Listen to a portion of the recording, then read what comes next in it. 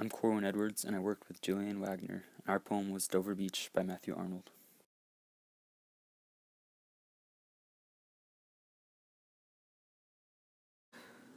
So a brief paraphrase about the lyrical poem Dover Beach by Matthew Arnold.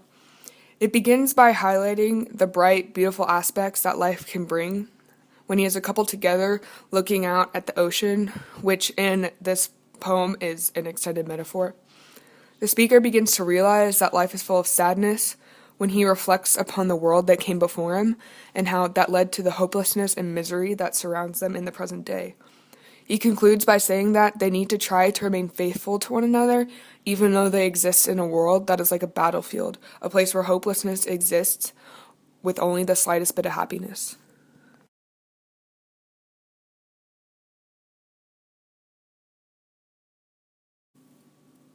Dover Beach was written during the Victorian time period on our literary timeline, and Arnold wrote this around the time that England was colonizing all over the world, leaving him on the brink between the old world and the new. And in our poem Dover Beach, that is very clearly present that he was having a hard time dealing with this change. And this style of poetry was the lyric style of poetry.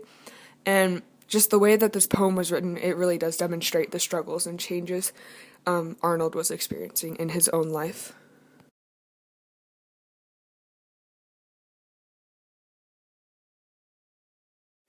Dover Beach by Matthew Arnold.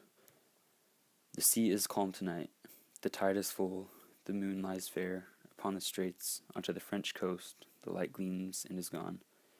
The cliffs of England stand, glimmering and vast, out in the tranquil bay. Come to the window, sweet is the night air, only from the long line of spray, where the sea meets the moon-blanched land. Listen, you hear the grating roar of pebbles, which the waves draw back and fling, at their return up the high strand, begin and cease, and then again begin, with tremulous cadence slow, and bring the eternal note of sadness in. Just after reading the first stanza, we already know that there is an extended metaphor, that the sea is just like our life. The light which is brought up represents faith, and as we see in the third and fourth lines, light gleams and is gone, showing that faith can be there one moment, but gone the next. There's also an ongoing theme of night and darkness, representing the loss of light, or faith, in the world. The pebbles in the sea represent the eternal note of sadness, because they are constantly being rolled to and fro from the shore. The tone of the first stanza is tranquil, because of the calm metaphor of the sea, rolling back and forth, just like our life.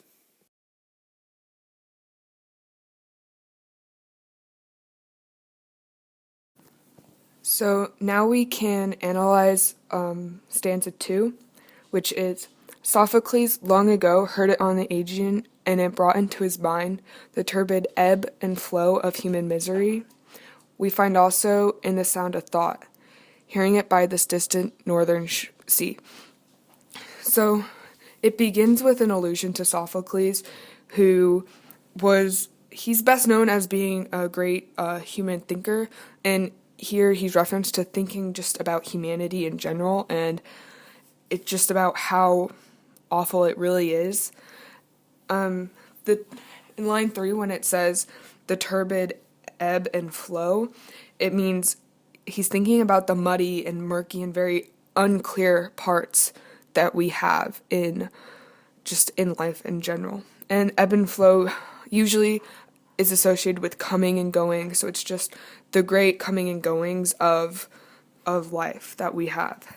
And when he says we in that fourth line, he's not just talking about himself, that's showing how he's including everyone, how no one is free from the misery that is life. Everyone goes through it, no one can escape it. And then he says in line 4, find also in the sound a thought, which is ironic because you can't hear thoughts, but he's saying that thoughts, they're just so loud and they can be so distant, but yet you can still hear them.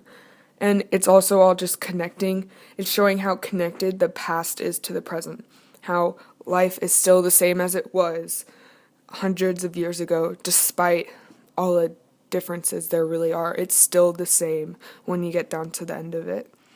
And this stanza, it also is the beginning of a shift that we found.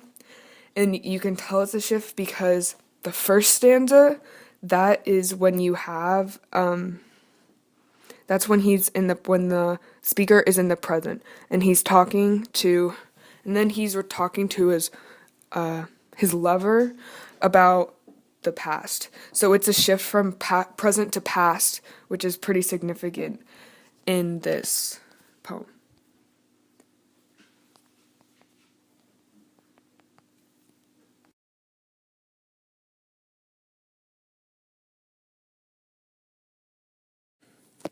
So now stanza 3. The sea of faith was once too at the full and round earth's shore, lay like the folds of a bright girdle furled. But now I only hear its melancholy, long withdrawing roar, retreating to the breath of the night wind down the vast edges drear and naked shingles of the world.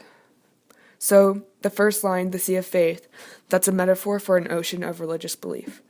And the next line, it says that ocean, it was full and round. So it's saying religion used to be big and important in our world because it lay like the folds of a bright girdle furled. So that simile means that ocean or that big pile of religious belief, it used to be happy and full of potential. And that but is important because it's almost showing a change in this poem and showing how that, yes, the world was happy before, but now it really isn't that happy anymore. Because now he's saying that he only hears its melancholy, long withdrawing roar, which is saying that the sea has lost all happiness and it's just stuck in deep sadness, and that symbolizes the world's loss of faith, which helps contribute to the misery that is left in the world.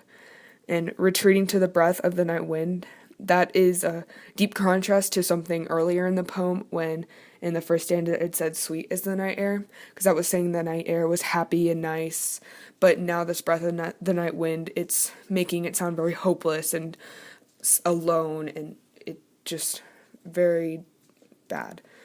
And then down the vast edges drear and naked shingles of the world. That diction choice there of the word naked is very important because that symbolizes just hopelessness and someone who's just afraid and alone and scared. So the world is just full of unhappy things. People have lost their religion. They no longer know what to believe in anymore. And this stanza really is full of just a more darker language than most of the other ones, even though it does start out a little happier.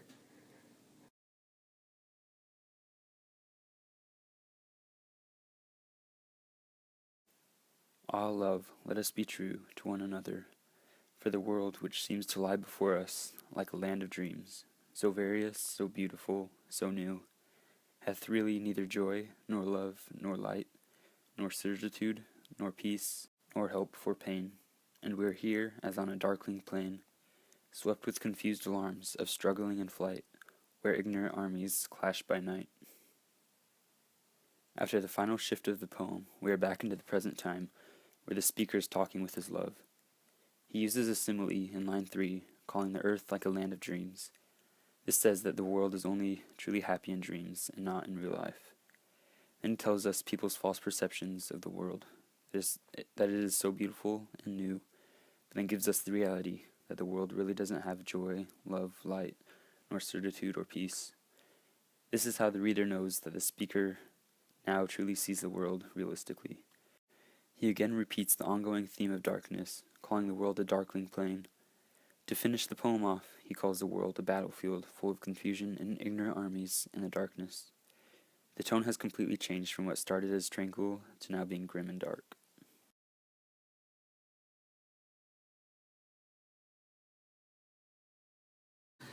So we put the theme of Dover Beach as life is grim and hopeless despite moments of light and happiness.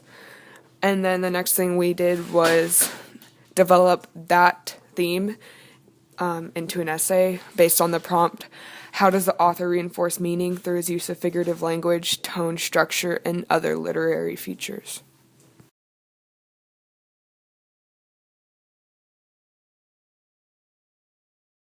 This is what we thought could possibly be used to organize an essay on Dover Beach. We organized the essay based on the shifts in the poem, which is seen in our thesis in 3 topic sentences. Our thesis says, Matthew Arnold uses a variety of literary devices to show how life is grim and hopeless, despite moments of light and happiness. Our first topic sentence is, the poem begins with a happy couple on a beach who start to realize that life is made up of brief moments of joy, but prolonged periods of sadness. Then, after the poem's first shift, our second topic sentence says, the tone shifts from one of tranquility to one of melancholy, and the speaker begins to reflect on life and the misery of past generations. And finally, after our poem's last shift, our third topic sentence says, the poem returns to the present as the speaker realizes that life's miseries will be around eternally, making him want to treasure the precious time he has with his love.